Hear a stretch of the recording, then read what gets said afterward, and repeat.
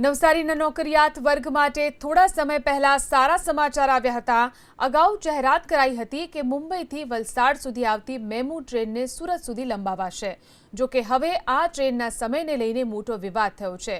Train બપોરે દોડાવવાની તૈયારીઓ વચ્ચે નોકરિયાત વર્ગમાં ભારે રોષ જોવા મળ્યો। નવસારી અને આસપાસના વિસ્તારમાંથી મોટી સંખ્યામાં નોકરી અર્થે લોકો સુરત અપડાઉન કરે છે। આ મુસાફરોની સુવિધાને ધ્યાનમાં રાખી તાજેતરમાં મુંબઈ વલસાડ મેમુ ટ્રેનને સુરત સુધી લંબાવવાની જાહેરાત કરાઈ હતી। અગાઉના સમયમાં જે ટ્રેન ચાલતી હતી તે મુજબ જ જો એ ટ્રેન દોડવામાં આવે તો ઘણી ઉપયોગી થાય છે। આ જે ટ્રેન કન્ટિન્યુ કરવામાં આવી છે તે સમયગાળા દરમિયાન સૌરાષ્ટ્ર એક્સપ્રેસ, ઉધના બાંદ્રા એમ 2 સુપરફાસ્ટ ટ્રેન બી ચાલે છે। તો એનો જે મોટિવ છે તે ઉપયોગ નહીં થશે। વલસાડથી ઉપડી જોરાવસન, ડુંગરી, આ બાજુ અમલસાડ, બેરછા એ નાના સ્ટેશનો પર કોઈ ટ્રેન ઊભી રહેતી નથી।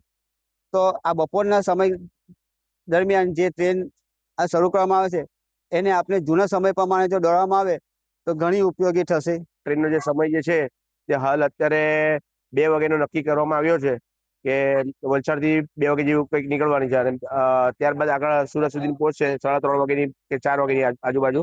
તો એ સમય બિલકુલ અયોગ્ય છે અને આ ટ્રેન અગર જો 11 વાગે અગર જો વલસાડથી ઉપડે અને અગર જો 12:30 પોણા 1 વાગે અગર જો સુરત અગર જો પહોંચે તો સેકન્ડ શિફ્ટ વાળાને અને જે ડેલીના જે મુસાફરો છે તેને ખૂબ રાહત થઈ શકે તેમ છે। જ્યારે મુંબઈથી આ ટ્રેન વલસાડ આવે છે અને વલસાડમાં એ ટ્રેનની રેક પડી રહે છે અને પછી એ સુરત જાય છે ને સુરતથી પછી જ્યારે પાછી રિટર્ન મુંબઈ સુધી જતી હોય તો એવા સમયે એ ટ્રેનને રેગ્યુલર કરીને એને ચલાવવી જોઈએ એવી અમારી રજૂઆત હતી।